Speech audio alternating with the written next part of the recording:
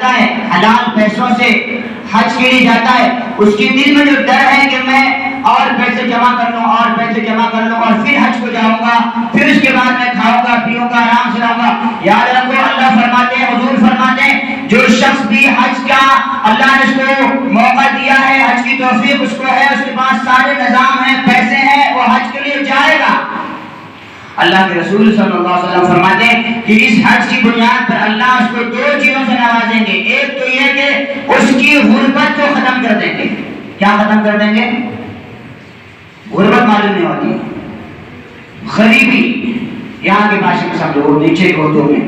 غریبی کو ختم کر دیں گے، تنگ دستی کو ختم کر دیں گے، پریشانی کو ختم کر دیں گے، مالی تکلیف کو اللہ دور کر دیں گے۔ دنیا میں اتنے لوگوں نے حج کیا ہے، ہر سال لاکھوں لوگ حج کرتے ہیں، ذرا کسی کا ہاتھ پکڑ کے بتا دو کہ یہ شخص اگلے سال پچھلے سال حج کو گیا تھا، اس سال غریب ہو گیا، بھکاری ہو گیا، کوئی دکھا دو، چنگری میں ہی دکھا دو، داونگیرے میں دکھا دو، بنگلور میں دکھا دو، کہیں بھی دکھا دو، ایسا کوئی ملے گا آپ کو؟ نہیں، اس لیے کہ حضور نے حدیث میں بیان فرمایا، اللہ نے وعدہ فرمایا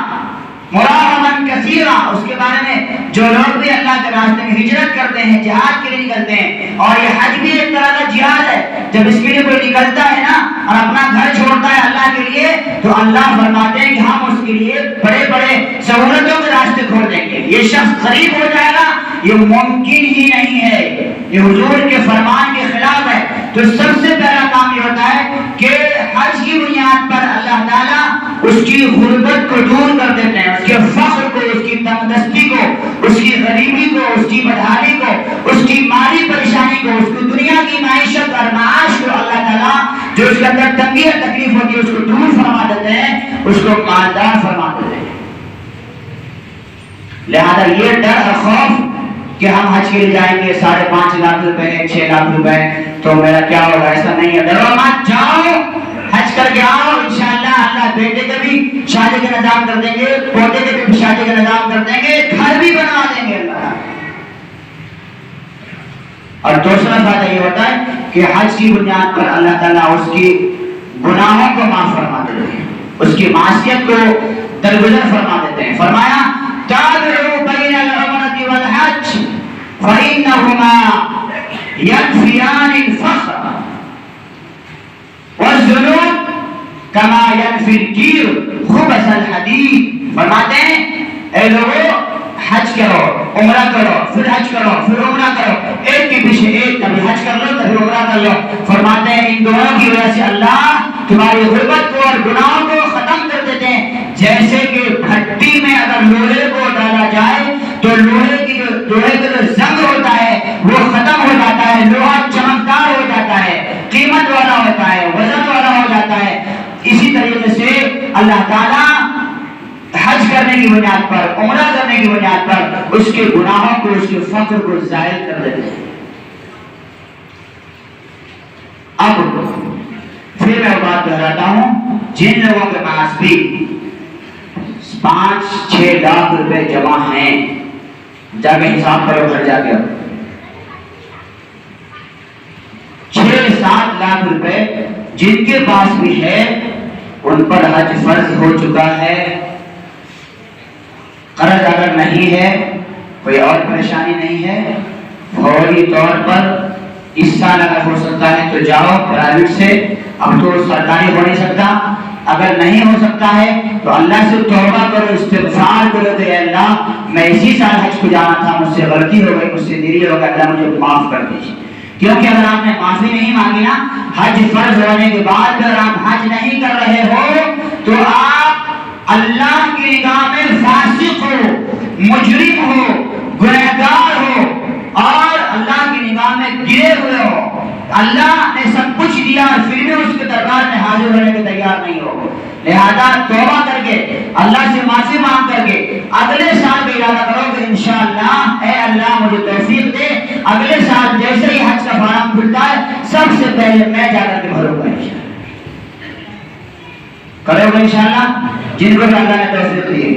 یاد رکھو حضور کریم حضرت محمد مصطفیٰ صلی اللہ علیہ وسلم فرماتے ہیں من حج للہ، جو شخص بھی اللہ کے لیے حج کرتا ہے، کس کے لیے؟ لوگوں کو دکھلانے کے لیے نہیں، شہرت کے لیے نہیں، اور اپنے نام و نمود کے لیے نہیں۔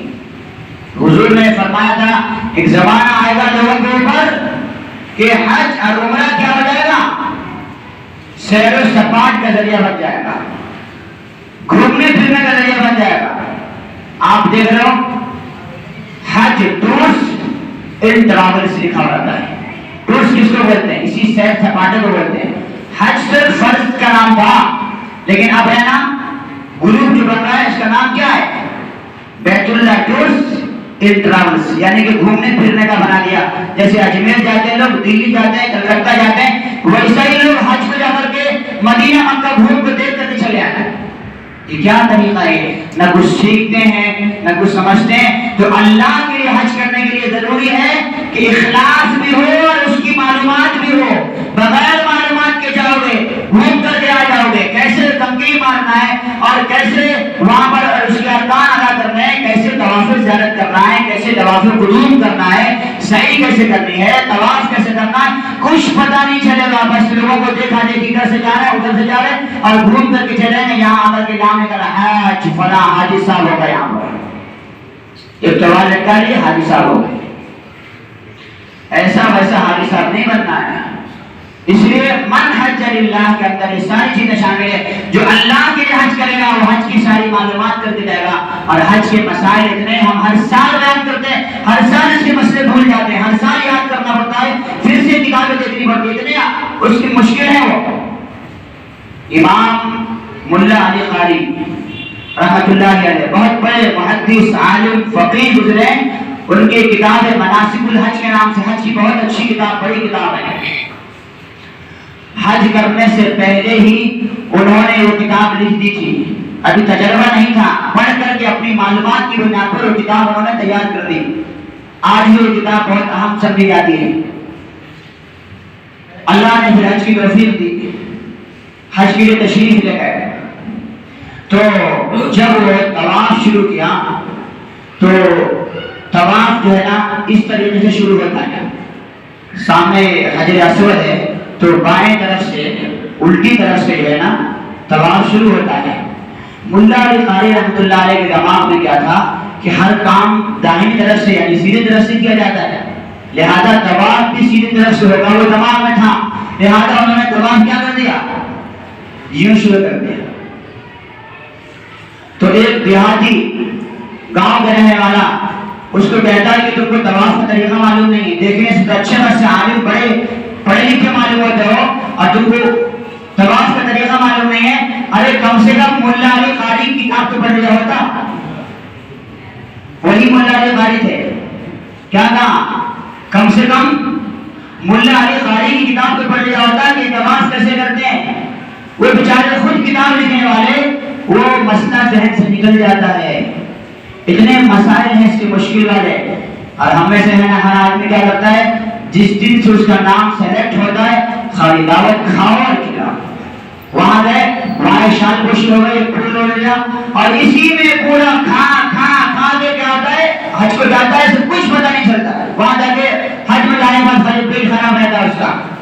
وہاں گیا تھا اچھی بریانی کھلا ڈالا دے اور پیٹ میں گیسٹرک ہو گیا، اور پھر اس کے بعد دو خالی جلاب چل رہا ہے، اس کو حج میں جانے کے بعد بیمار ہو جاتا ہے۔ ارے بھائی یہاں پہ کھانے کے بجائے دعوت اڑانے کے بجائے وہی پیسے جو آپ دعوت میں کھلاتے ہو نا اس پیسے سے دوسرا ایک اور حج ہو جائے گا کسی کا، ساتھ میں کسی کو رکھ لو، کسی عالم کو، کسی معلم کو، کسی ایسے پڑھے لکھے آدمی کو جو آپ کو پہلے سے حج کا تجربہ ہے، اس کو ساتھ میں رکھ لو، حج کرا دیتا آپ کو ساتھ میں۔ وہ پیسے جو دعوت کھائے پورا پیسہ اڑا دیے، اب جو ہے نا سارا پیٹ خراب ہے، وہاں جا کے حج کرنا نہیں ہو رہا ہے، چلنے نہیں ہو رہا ہے، ویل چیئر پر حج کر رہا ہے، اچھا خاصا نوجوان ہے، صحت مند ہے، یہ پریشانی ہوتی ہے۔ تو ایسا نہیں کرنا،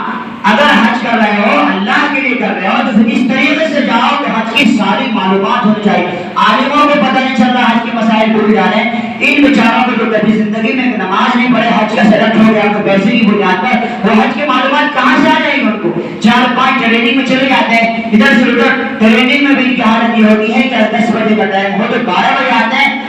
آدھی بات ختم ہو چکی ہوتی اور آ کے وہاں پر سوتے رہتے ہیں، ٹریننگ میں بھی سوتے رہتے ہیں، 2 بجے ٹریننگ ختم، کھانا کھائے گھر کو آ گئے، کہاں گئے سب؟ حج کی ٹریننگ کو گئے تھے۔ یہ ہماری صورت حال ہے۔ تو کچھ سیکھتے نہیں ہے، یہ بہت افسوس کی بات ہے. اس لیے میں گزارش کروں گا جتنے بھی لوگ حج کو جا رہے ہیں عمرے کو جا رہے ہیں, ارے بھائی کسی عالم کا دامن پکڑو یا کسی کتاب کا مطالعہ کرو, کسی امام کے پاس جاؤ اور کہو حضرت مجھے پورا کا پورا حج کے لیے مجھے پوری چیز مجھے بتا کے دیجیے. میں اس سے پہلے جہاں امامت کرتا تھا, میرا پہلا سال فارغ ہونے کے بعد کا پہلا سال, ہمیں بھی کیا کچھ تجربہ نہیں, دنیا کا بھی تجربہ نہیں, اور حج والا کیا ہے کیا معلوم ہوتا, خالی پڑھ کے آئے تھے. مگر وہاں کے جو صدر صاحب حج کے لیے گئے تو جب وہ حج کو جا رہے تھے تو مجھے انہوں نے کہا کہ مجھے آپ روزانہ 10 منٹ صحیح مجھے حج کی ساری معلومات بتا کے دیجیے, اور ان معلومات کو آپ ایک پیپر میں لکھ کر کے مجھے ڈائری کی شکل میں بنا کے دے دیجیے, بہت مہربانی ہوگی. اس نے کہا, مجھے اس کا یہ جذبہ اچھا لگا اور میں کہا ٹھیک ہے انشاءاللہ. مجھے بھی کوئی کام نہیں تھا, نیا نیا تھا, تو ہم نے پھر اس کے لیے اس کی برکت سے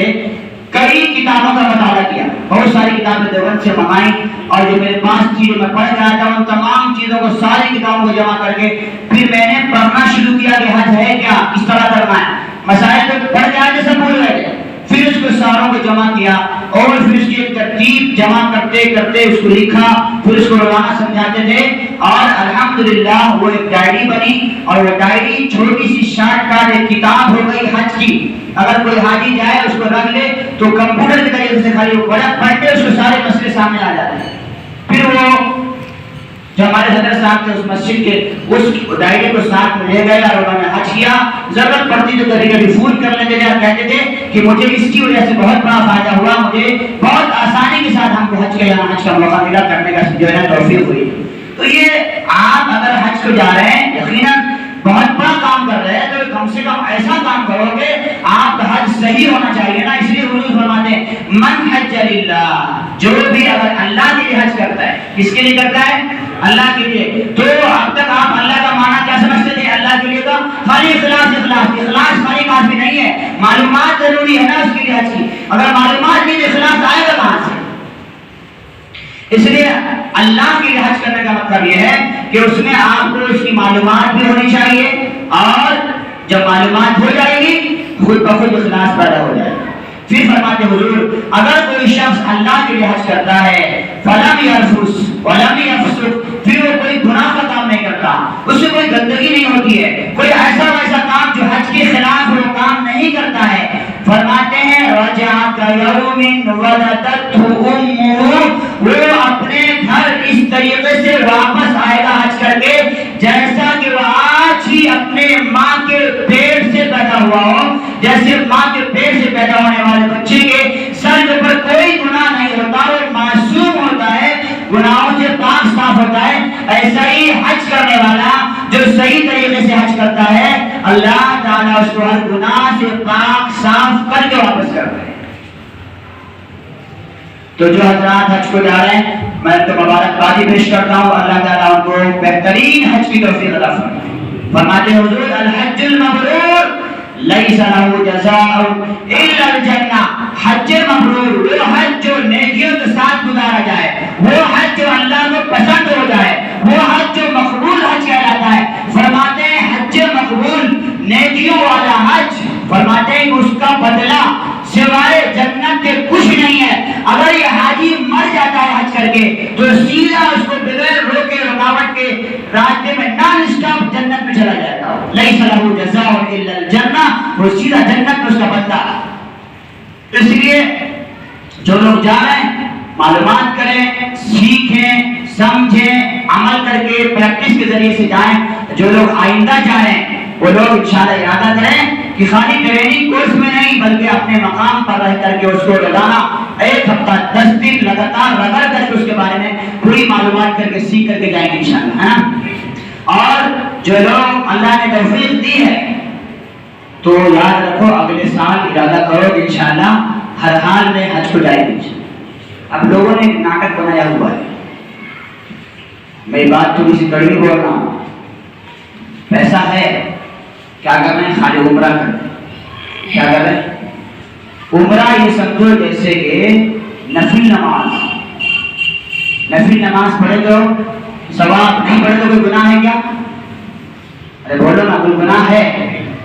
عمرہ کرو گے ثواب، نہیں کرو گے کوئی گناہ نہیں ہے، چھوٹا حج ہے، آپ کے اوپر فرض ہو چکا ہے حج،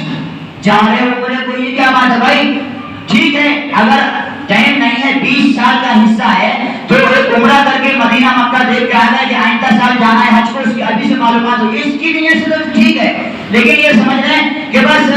یہ عمرہ کر لیا، حج کی ضرورت نہیں ہے، یہ جو خیال ہے لوگوں کا، بہت سے لوگ خالی عمرہ پہ عمرہ کر رہے ہیں، حج فرض ہونے کے بعد بھی حج نہیں کر رہے ہیں، تو یہ طریقہ صحیح نہیں ہے، یہ ایک طرح کی بیوقوفی ہے، آپ بلکہ سمجھو گے صحیح معلومات نہ ہونے کی بنیاد پر ایسا کر رہے ہیں، بعض لوگ عمرے کو جا رہے ہیں اور بار بار جا رہے ہیں، لیکن اس پر حج فرض ہو چکا ہے، حج کے لیے جانے کو تیار ہے، زندگی میں یاد رکھو ایک ہی مرتبہ حج فرض ہے، لہٰذا جن کو بھی اللہ نے توفیق دی ہے اگلے سال وہ پہلا نمبر سب سے پہلا کام ہے کہ حج کا فارم بھرو، حج کے لیے نکلو انشاءاللہ۔